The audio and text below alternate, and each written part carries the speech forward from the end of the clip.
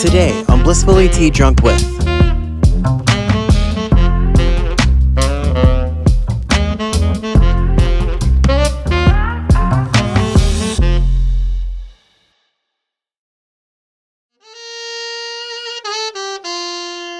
Welcome. My name is Cody. I'm also known as the Oolong Drunk. And welcome to Blissfully Tea Drunk with. We have a fantastic and jam-packed episode for you today.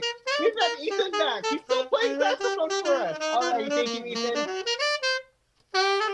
Alrighty, thank you, Ethan. I think we're ready to start. We got this. Thank you. We'll see you at the end of the episode. We'll just see you at the end of the episode. Alrighty, let's move on. Alrighty, before we get on our panel, I really had to make two announcements. The first one is, next week we have a Thanksgiving special instead of a regular episode.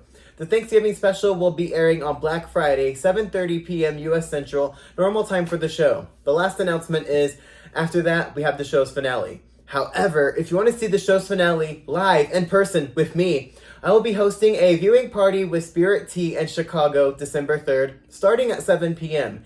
The episode will air at 7:30 p.m. promptly. However, if you're not able to make it with me and Spirit Tea in person, you can still watch the show like normal on YouTube. Alrighty, today's panel is a great one. We have tea companies from every time zone in North America. Let's go ahead and get this panel started. Alrighty, and welcome. This is our panel for today. So to my right, we have Jeannie of Miro Tea. Underneath her, we have Philip of World Tea House. And then to the left of him, below me, we have Annie of Volition Tea. So all of us are within a different time zone. So Jeannie, you're in the West Coast. I'm Mountain. And Annie, you're Central. And Philip, you're way out there on the East Coast. Atlantic, yeah. We're like one of the furthest time zones east besides Newfoundland. So are you just like normally just like East Coast, or are you like further than that? We are Atlantic, so that's like 1 hour before Eastern, which is half hour after Newfoundland, which is they do half hour time zones because they have to be different. I was born there. I'm allowed to make fun of them. Let's say when doing this panel, there was too much math involved. I'm like, okay, I know we're all 1 hour within each other. We can make this work. And not get confused. But y'all noticed Ethan earlier. Isn't that great? We finally have a resident musician. What did y'all think of him earlier? That piano playing was magical. just the greatest. I know he stormed off. He'll be back on. He's fine. So this panel I had to have on because in every direction that y'all are in, y'all are very accepting of everybody, and y'all really harbored, whether if it's online or whether if it's in person in your tea shop, you've all harbored this amazing space for people that's accepting of everyone. You've attracted a lot of people on top of that, and people just love going to your tea shops. And Annie, who's now online, a lot of people online are just loving you. So I want to start today's discussion on how, and I'll let whoever wants to start, how do you go into tea, especially because tea snobbery is such a slippery slope for so many people to say, this is my favorite and this is the right way. But you three are so accepting of everybody, and that attitude does not exist with you three. So how do you go about it? I'll start first, I guess. Well, yeah, I'm Cody. I'm so glad you're bringing this subject up because it's been something that I've come across, the last, 15 years of me being in this business, and it's something that I didn't actually expect going into it. I was kind of caught off guard when I was encountered by it, and it still catches me off guard, honestly, because it's just so the antithesis of like who I am and the reason why I went into tea in the first place.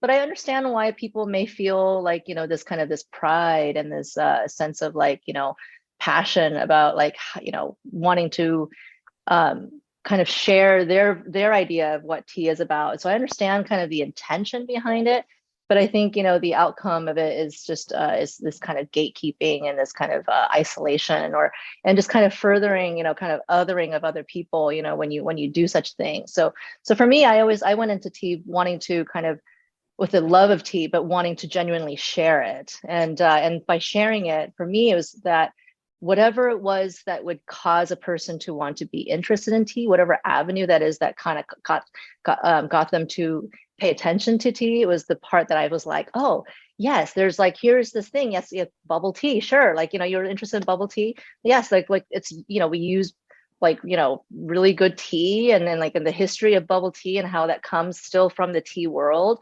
And oh, you're interested in like, Gongfu tea. Like, well, here's the history of Gongfu tea. And for me, it all is under the same umbrella, and so it's all good for me. And that's kind of the heart of is how I, the stance that I came into tea. And kind of I felt like whatever it is that gets people into tea is good, and there's space for people to grow and evolve and explore, and that's the fun of it. So and so Exactly. and that's kind of the energy that I like to bring, and that my staff brings. And so that's, hopefully we've been able to do that for all these years.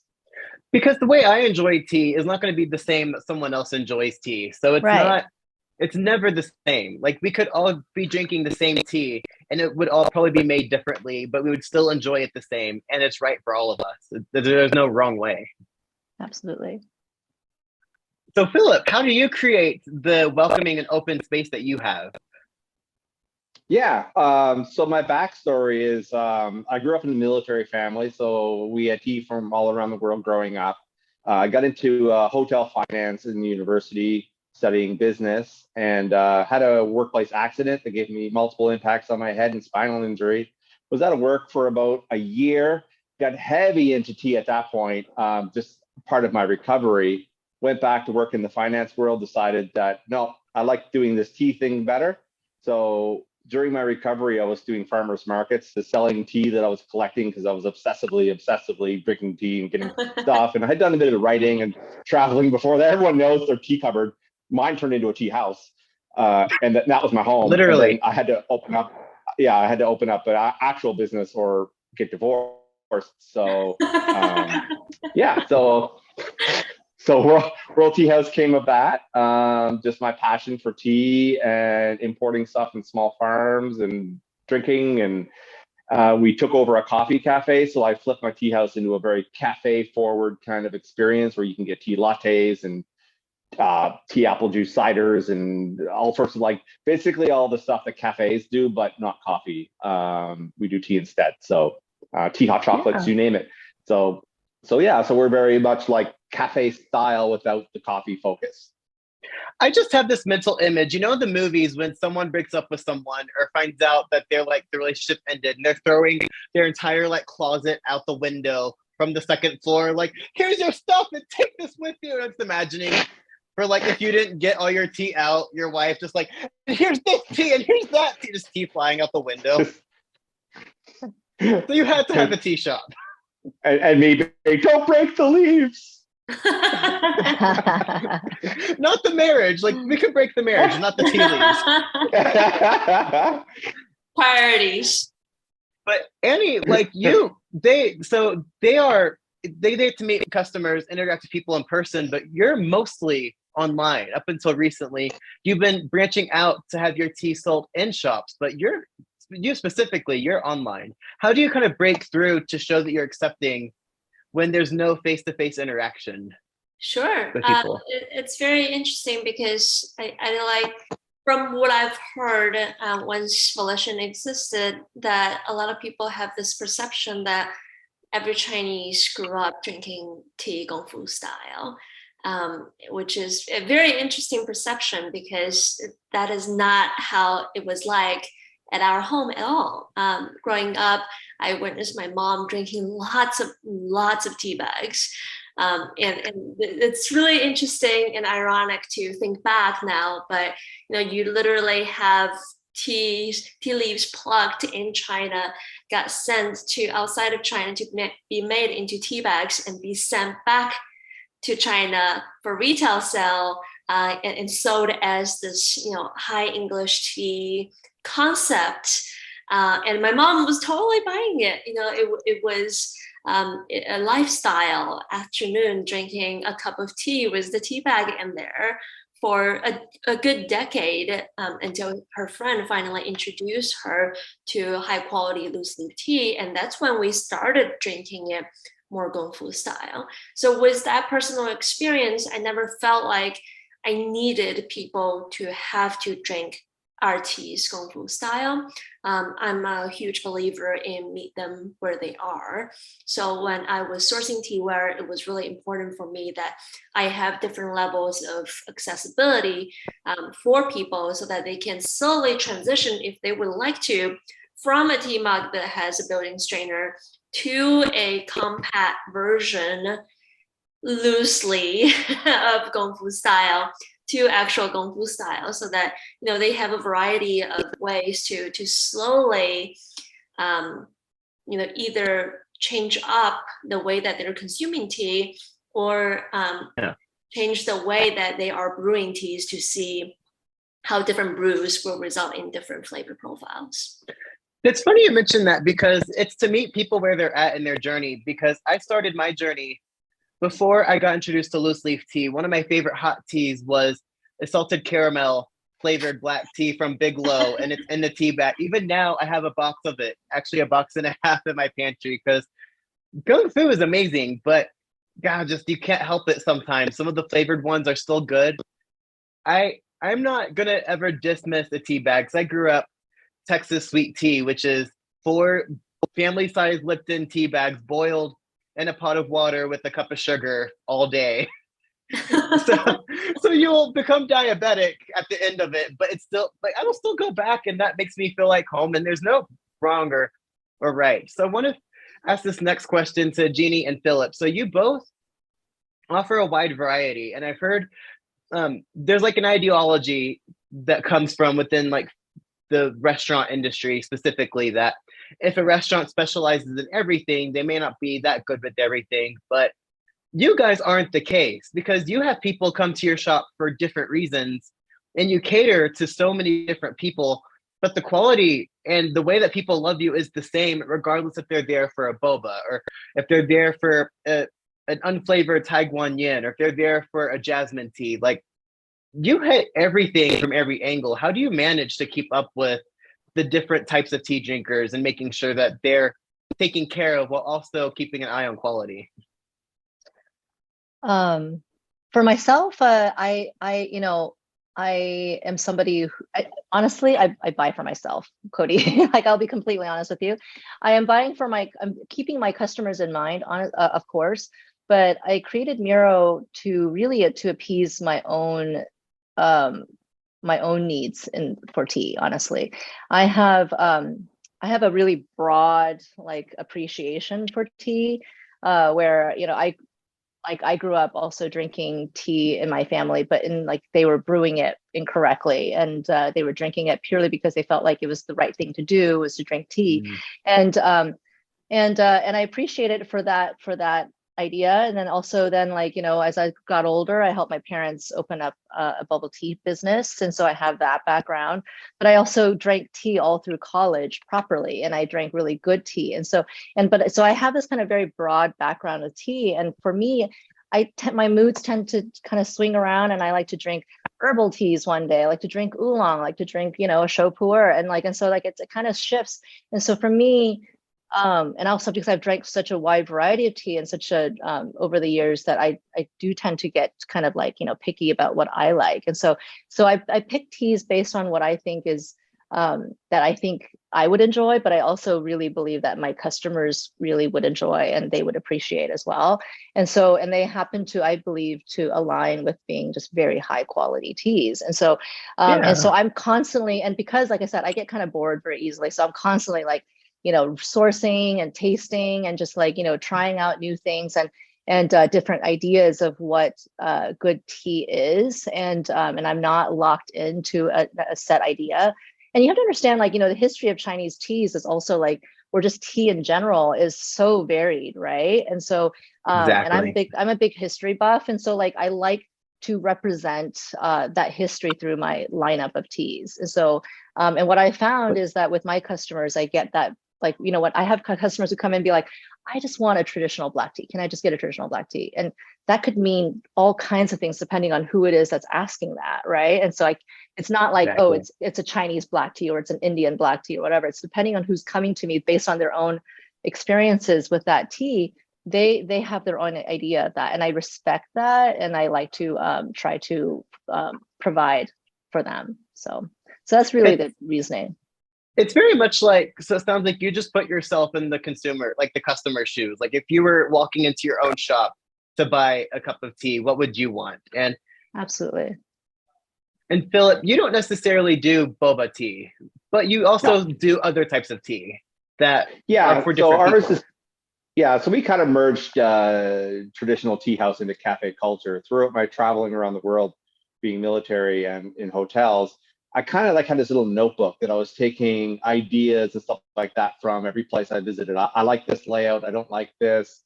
I like the tea bar kind of communal kind of things, but I also like seating that people can just sit at, open their laptops and kind of like just enjoy a cup of tea and maybe do some schoolwork or whatever. So I really wanted to embrace like all that. And when I bought this place, it was originally a coffee cafe, and then I flipped it into a tea house very easily because it kind of came with all the infrastructure. And then when it came to like what I wanted to offer, at that point, David's Tea was exploding across Canada. Teavana wasn't quite purchased by Starbucks, so they were in their heavy growth phase.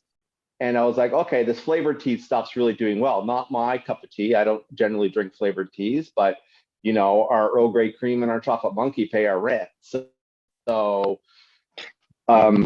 you know, we wanted to have like some really high quality, high mountain oolongs from Taiwan, as well as, you know, your masala chai. And we just wanted to be approachable for everybody. And if they get tea curious and they come in for a London fog and they're like, oh, what about that Earl Grey? What do you make it with? Like, well, that comes from a base tea from India. Would you like to try it in Assam? And they're like, oh, that's really good. Well, I have other teas from India. You want to try a Darjeeling or a Nilgiri? And then they take that journey. And I like to kind of be that jumping point for a lot of people where, you know, tea often is perceived as a commodity drink. And I want to kind of show them that it's more. It's a cultural beverage. It's a community beverage. It's, you know, so we just kind of embrace that. I love the way you say that it's a community beverage because it can be enjoyed by anybody. Anyone can drink it in any way that's pleasing to them. And I do have to say real quick, Annie, because I have another question for you, but it's funny you mentioned London Fog because about a month ago, I walked into my Starbucks and I ordered a London Fog. And I don't know if y'all have ever had this experience in any other tea place, but they didn't know what a London Fog was. And I thought, well, okay, well, I ordered it through their app. So whenever I pulled up, they're like, hey, we don't know how to message you through the app, but we don't know how to make a London Fog. So I'm like, y'all got a minute? And I pulled out my was like food handler's card and it was still active. And I'm like, do y'all care if I just walk around and walk you through? And they're like, So here I am at the edge of the counter, standing by one of their ovens, trying not to be in the way, walking someone through how to make a London Fog. And it was funny because then another employee came up and like, what are you doing? And then they're like customers watching, like, why is there a random customer? Do we need to call the cops? Like, why is this man like yelling across the counter how to make his tea? It's like, no, I'm just showing them. Like, awesome. I don't think they want me back in that Starbucks for a bit. I think I stressed them out. I think they're like, thank you for coming, but don't come for a while. But hopefully they were jotting down notes. Yes, hopefully. But Annie, I have to, because it's a little bit different with you because you are so online. And one of the aspects of you being online that you have to rely on is product photography. And I have to ask you, you must get people who are not loose leaf tea drinkers just come to you because of saying like, whoa, I could eat that tea. Like it was a pastry, like for a dessert because of your product photography. I have to ask, how do you do? Tell me about that, your product photography and why it's so just amazing and delicious and why I want to eat my phone every time I see it. Oh, thank you. I appreciate it. Are we talking about the specific, like the product photography for each of the teas, or we're talking more about the post? Anything in general, just everything, everyone in general. Oh, hi. Hi. So I would say that the product photography, honestly, I brought a lot of ideas from the coffee world. A lot of third wave coffee roasters do showcase their profile, the flavor profile through the photography. And I thought that was a genius idea because it conveyed the flavor profile and the tea in only one tea picture. He wants some tea too. We should have invited him from the beginning. He was left out. This is Nolan, everyone. Hi, Nolan. That's Welcome to the show. So that's what we decided that the direction of the product photography should be. 那你找爸爸好不好？找爸爸，爸爸有茶，好吗？好不好？去找爸爸去，好不好？再来。No, he's wanting tea. He's not coming to you for anything else but tea. We love it. I know. So on brand. Just wait until he can start advertising for Volition. Yes. I think he just did. But yeah, so we decided, we wanted to showcase the profile, and based on the flavor note, it's such an interesting adventure to try to go into grocery stores to find the things, and of course, a lot of things are not in season when we are shooting for photography. So a lot of that is, how can we find a fall flower that looks exactly, or at least pretty much the same as real flower from a picture. So that was the idea, and really just in the everyday posts, if you see a food that's probably just coming straight out of my fridge, just trying to compose a picture with what I have, and make it interesting for people. What I learned when we're doing a lot of the market research is that I saw a lot of pictures of tea leaves themselves. And I think that it is pretty difficult for customers, especially the beginners, to truly appreciate what you're showcasing. To them, especially there are tea brands that showcase one single leaf, and it's so hard to even tell the difference as a beginner. So how can we, bridge that difference? As you because said, be the jumping. Because people like me will see a tea leaf and be like, oh, that's going to taste like this and this is like that. But someone new into tea is going to look at a tea leaf and be like, oh, that's just a leaf. Yeah, for sure. But no, I have to give props to you because I love the way that you're reaching out online, and the way that you guys also just reach out to people in different directions in person, and it's just great. I think this panel is perfect. And actually, I'm going to request that our panelists, if y'all can, mute your screens for just a second. It looks like that someone saw the premiere of Blissfully Tea Drunk with, and they were not very happy. And I think they wanted to come on to give theirself a fighting chance to redeem theirself. So we're going to let this person come on. I'm going to close out my video for just 1 second, and we will see what's going on. I'll be right back.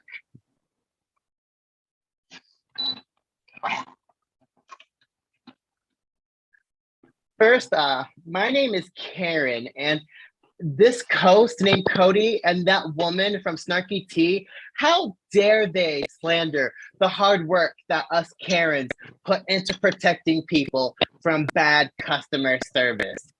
So last time I was on the show, I was drinking wine. Now, according to a new study, wine can be a leading cause to alcoholism.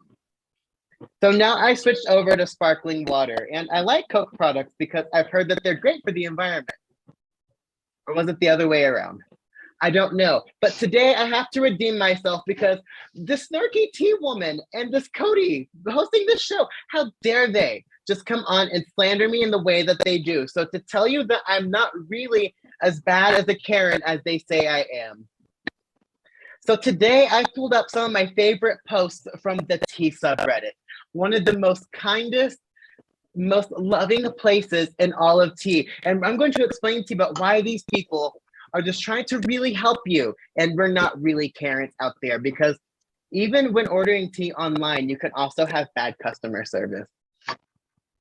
Alrighty, so this first post here is from a user who posted their Watcha tea haul. It appears that Watcha, because I have my phone here, Watcha is an English tea company that sends out tea samples. And you know what? People in the comments are really not happy. They don't like that they see these Watcha hauls all the time. And I'm going to go ahead and agree.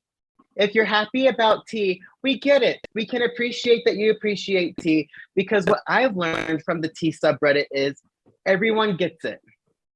All right, let's go on. Oh, here's another post. Supposedly, this tea company named Burton was selling tea from tea trees that were 800 years old, and the tea subreddit wasn't having it. There are comments saying that marketing is one thing, you can't mislead customers, but I mean, as long as it makes a good story, as a Karen, I'm just gonna say the customers are wrong here. You can appreciate a good story. It doesn't have to be accurate if someone believes in it. Hold on. I see my daughter Kaylee. She's over there talking to the neighbors who have too many syllables in their last name, and I have trouble trusting my neighbors. So let me get her back over here. Hold on. Kaylee, yoo-hoo! Come over here, Kaylee. Kaylee, what are we talking about? Stranger danger. Get your butt over here. All righty, thank you, Kaylee. Hi, neighbor. Hi, Kate. Come on. There she goes, back in the house. Oh. She's only 8, but we're going to take her back for maybe an uppage on her Ritalin. It's not strong enough. All right, now back to the tea subreddit. Oh, yeah, you can go on your iPad. Mommy is busy. Like she wants me to entertain her or something. That's what the internet is for. They also came at me for saying that she's 8 and has an iPad, but no, everyone in her class has an iPad and she couldn't just be left out. I don't know what parental controls are. Oh, here's another post from the tea subreddit. Someone is talking about how they make green tea with boiling water and how everyone else is wrong. See, this might be gatekeeping to some, but as a Karen, I must say, you have to tell people where they're wrong. How are they ever going to learn if you don't tell them why they're making tea bad? I can't expect anyone else in the tea subreddit to make tea differently than me because they might have a bad cup of tea. And I don't care if they can enjoy it the way that they enjoy it. They have to enjoy it the right way. Because after all, I am a white woman from the Midwest and I know more about things than other people in other cultures. Alrighty, and our last post that we're gonna go over here in the tea subreddit is regarding pu'er tea. According to some people, if you don't make pu'er tea gung fu style, you're not drinking it right at all. Now we can't have that. This, I think he has a gung fu session, but he's not drinking it in a pot and he's not drinking it in a bag. And if you enjoy tea in a bag, just like the rest of the tea subreddit, they will tell you that you're wrong. See, there's nothing Karen about this subreddit. It's all tea lovers who are trying to help you by telling you that you're wrong. Alrighty, well, I see that Kaylee over there is fighting with her little brother, Jonathan. They're fighting over the other iPad. They both have iPads. So why are they fighting? I need to go take care of this situation. And Cody left a note here saying panelists can unmute themselves. So I'm going to go over there and find Cody. And now that I've redeemed myself as one of the good ones out there, Cody and that snarky tea lady can just knock it off. We have to tell people where they're wrong to help them. All right, bye.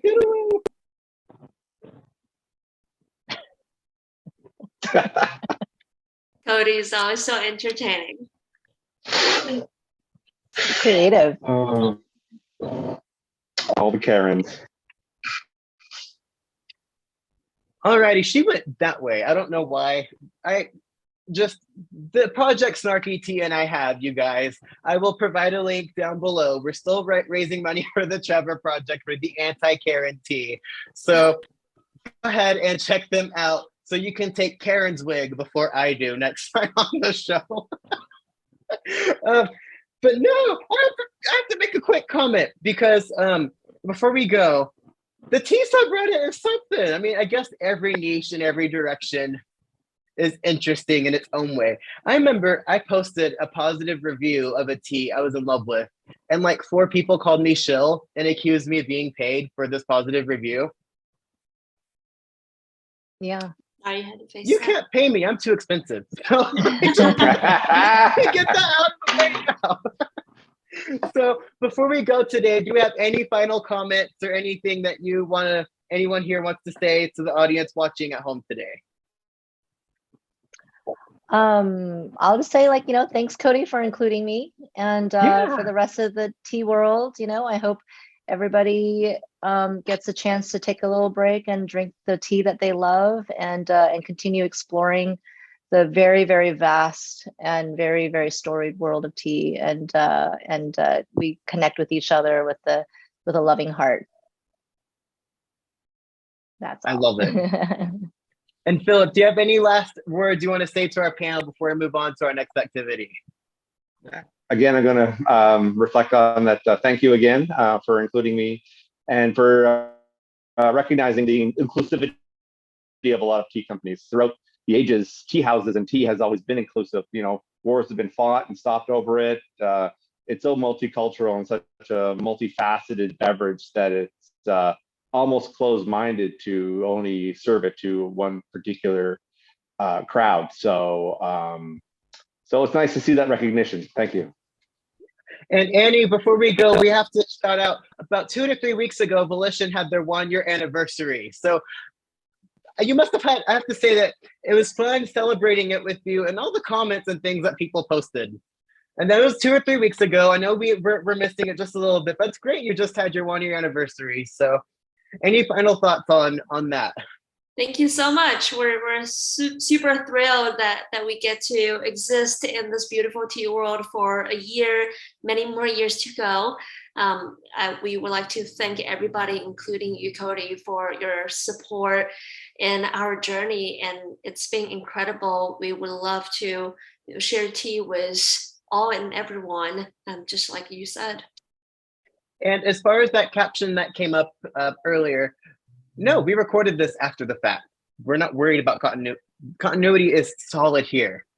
Anyway, so now we're going to move on to our fan mail segment. We got a lot more letters. I don't know how I'm going to keep up with it. But after that, we're going to move on to Mark with a couple of surprise guests, and we're all going to make a tea pet to end today's episode. So let's give one more thanks to our panel. Thank you guys for coming.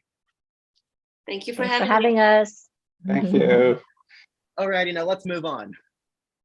Alrighty, real quick before we move on to the next part of the show, we're going to read some of your fan mail. So you've been sending fan mail this week, and I have a couple of things from you that I'm really excited to read out loud. I have already preemptively opened everything to keep the show going, and I thought I'd read some of this to you out loud. Today I have a letter from Jessica, and Jessica writes in, Dear Cody, I really enjoyed the show. Hey, thank you, so do I. However, I really enjoyed the last episode, but given that you are not Asian American, I really don't feel like you should have opinions on Asian American topics, given that you're a white man. Okay, look, first off, I have opinions on everything, and I love talking. I'm very opinionated. Do I seem like the kind of person that just won't have an opinion on literally anything, no matter how educated? I appreciate you watching the show. It's just the American way. I have to have an opinion on everything, no matter my education. Anyways, I also got this lovely postcard from someone from Greece. I can't believe I have a viewer in Greece. It says, hey, you.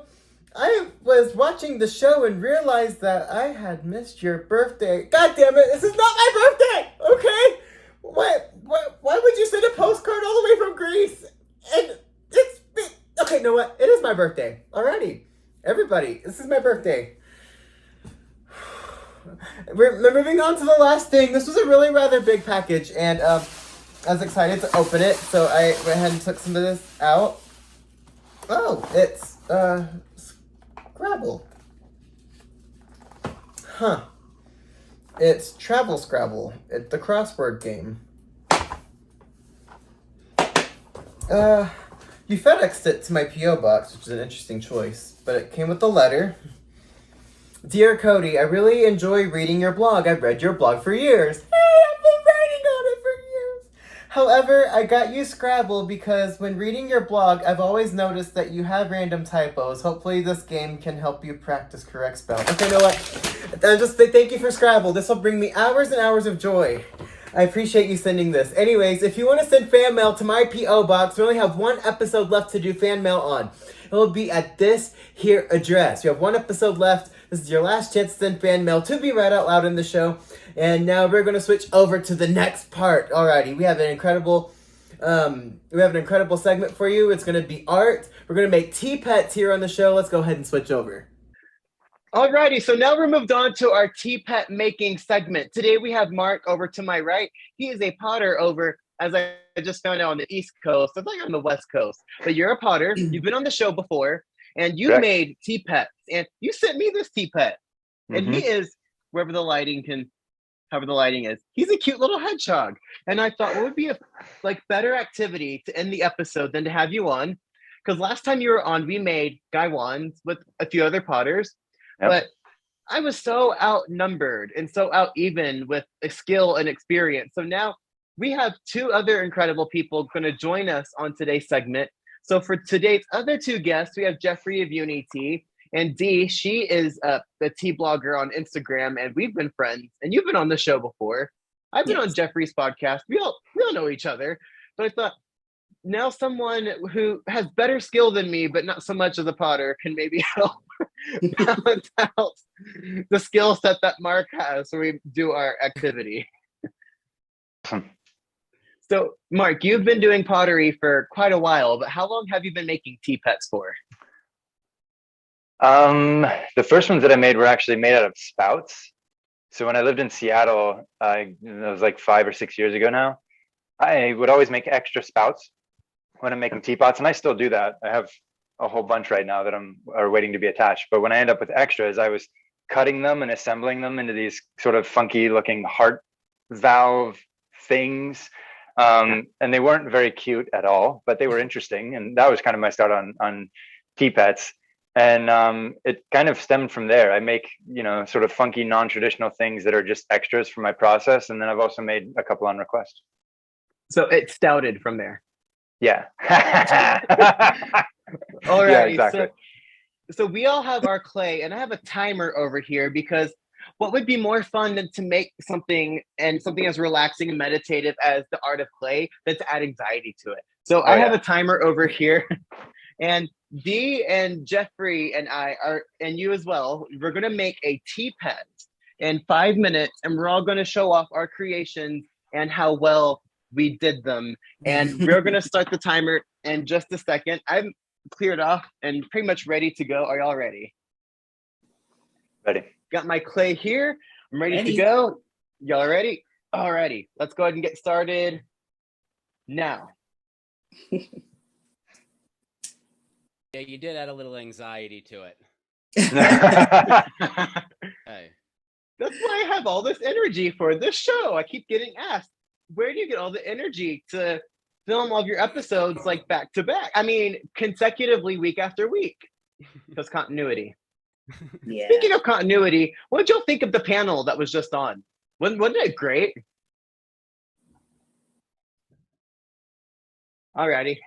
So while we're making our tea pet, I love tea TikTok. You can learn so many things, and there's a lot of Asian and Mandarin tea TikTok users out there, and they will upload photos of them making Yixing teapots. Like, it's not like all in one sitting, and I saw that when making Yixing teapot, it's very integral that you get the air bubbles out of clay. So I have my clay down here, and I just thought, if we're going to truly do it right, I need to get the air bubbles out of it. I don't have some of the wooden tools that they have, but I had my cast iron skillet. So I'm going to get some of the bubbles out of this.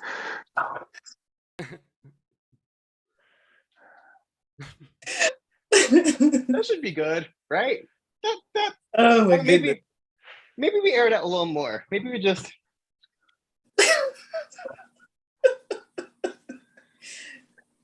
I got the air bubbles out. I think that's about right. Alrighty. So let's go ahead and keep making our teapot. Teapot. Oh, that's funny. So do we know, since we have about 3 minutes left, do we have any idea of what y'all are making, or is this a complete surprise? I think you'll know when you see it. We'll know when we see it. Alrighty. I'm going to go ahead and I think y'all will know mine when y'all see it. I think it's very obvious, and it's going to be great. All right. I think mine would be a surprise. I'm gonna say I'll say mine ahead of time because it might be hysterical because it may not look anything like. But I'm trying to go easy with the dog. All right. So we're trying to go dog. Now I did have my little Daifuku tools that I was like, oh, I was like, I could maybe use these to help. We're trying to go dog. Yeah, already. That's what we're going for. I'm going to work on something that I like to paint. One of my favorite animals. I'm not very artistic. Like, I never took art classes. Like, my art classes stopped at elementary school. But I always thought art, especially sculpting art, was just awesome. Like, I thought sculpting was the coolest of the arts. Yeah. Alrighty, we have now 2 minutes. How are y'all holding up over there? Oh, this is so easy. Not enough time.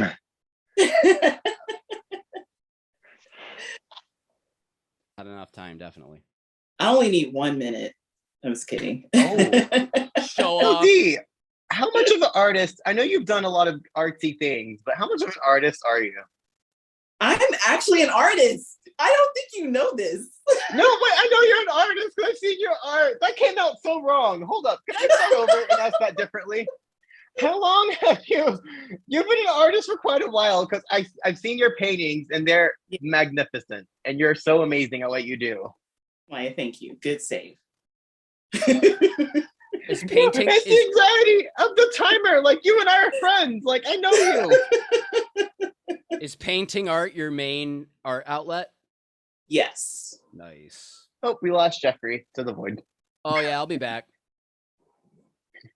Bring a postcard. We lost. Me to He's surprising us. I know. It's. I'm really just building suspense. Wow, Jeffrey, that's a great teapot you got going on there. It's great progress. You know what stinks is that I was going really good. Come on, baby. Yeah, there we go. It knew the universe was like, oh, he's doing too good. We have to make this funnier. Alrighty, we got 30 seconds left. Can y'all do it? Can y'all finish in 30 seconds? Is that enough time? No. Fun.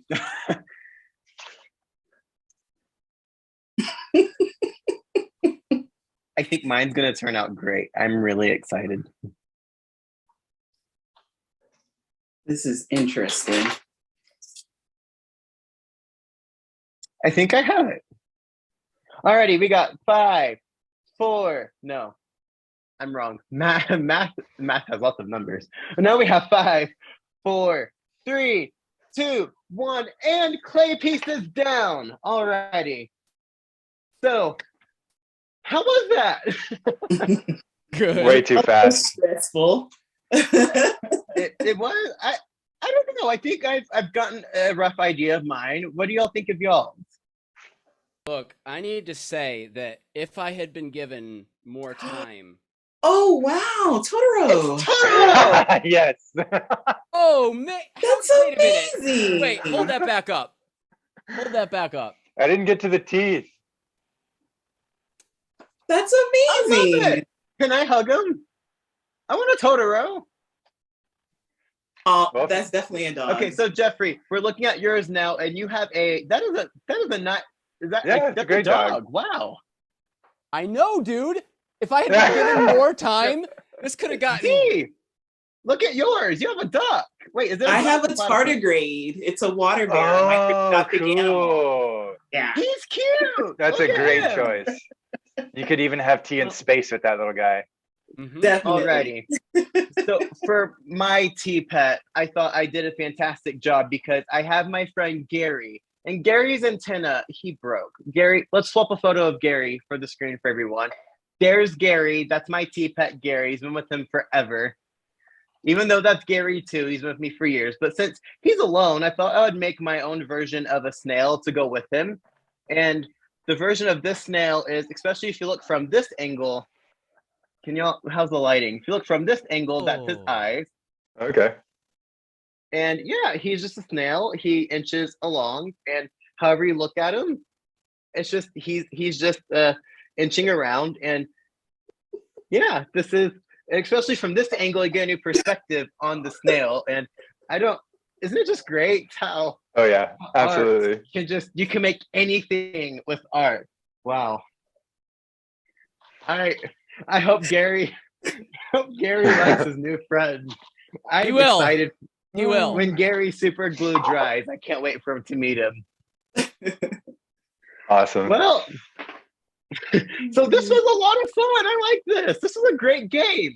Absolutely. Amazing idea. Definitely. Amazing. Alrighty. So I'm gonna step back up real quick. Then we're gonna head on off to Ethan, who's gonna play us off. By the way, did y'all see that guy Ethan earlier? Like, what? Y'all got a chance to chat with him, right? Wasn't he great? Oh yeah. Best. The best. The best. Alrighty. So thank you for Mark for joining us for our tea pet, and thank you for Jeffrey and Dee for joining us as well, making tea pets with us. And it was great having you all back on. Absolutely. Alrighty. Thank you. So now we're gonna go over and we're gonna check in with Ethan and see what he's doing. Alrighty, we'll get him back on. Alrighty, like I said, Ethan is back. Alrighty, play us off, Ethan.